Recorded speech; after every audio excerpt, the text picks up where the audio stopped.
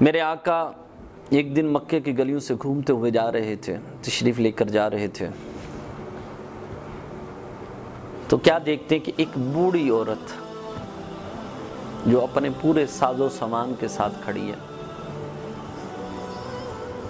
اور اس کا سامان اٹھایا نہیں جا رہا، اور ادھر ادھر دیکھ رہی ہے کہ کوئی شخص آئے اور آ کر میری مدد کرے۔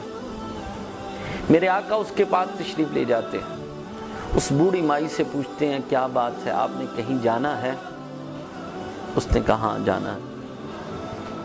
کہا یہ کیوں یہاں سے چھوڑ کر جانے کی وجہ کیا ہے؟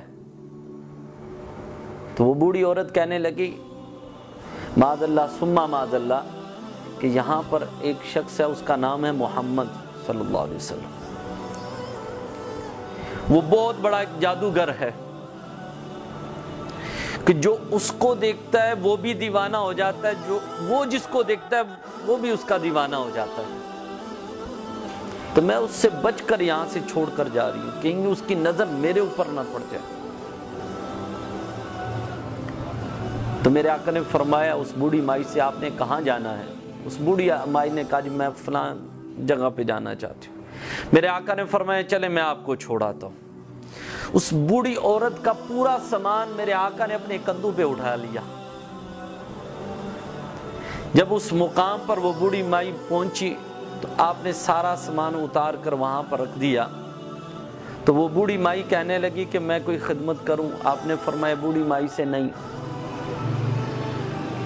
تو اس نے کہا بے لوز میرے بچے تو نے میری خدمت کی ہے، وہاں سے مجھے یہاں پر چھوڑنے کے لیے آیا ہے، کوئی مطالبہ نہیں کیا، تو کون ہے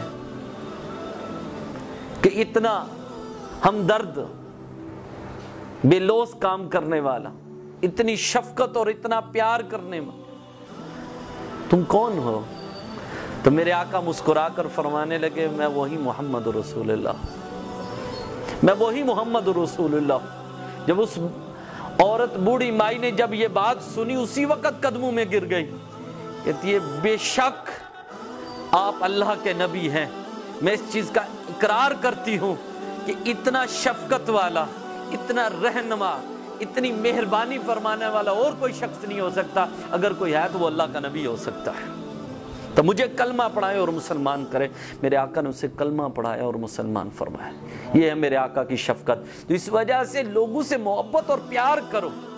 جب تم لوگوں سے محبت اور پیار کرو گے تو وہ خود بخود دین کے اندر شامل ہوں گے۔ نفرتوں سے دین نہیں پھیلا، بلکہ میرے آقا نے اپنے اخلاق اور پیار کے ساتھ دین کو پھیلایا۔ اتنا تلوار کے ساتھ دین نہیں پھیلا جتنا محبت اور اخلاق کے ساتھ دین پھیلا۔ اس وجہ سے محبت اور اخلاق اور پیار تمہارا اتنا آسان ہونا چاہیے کہ جیسے تم لوگوں کو ملو وہ تمہارے دیوانے ہو جائیں۔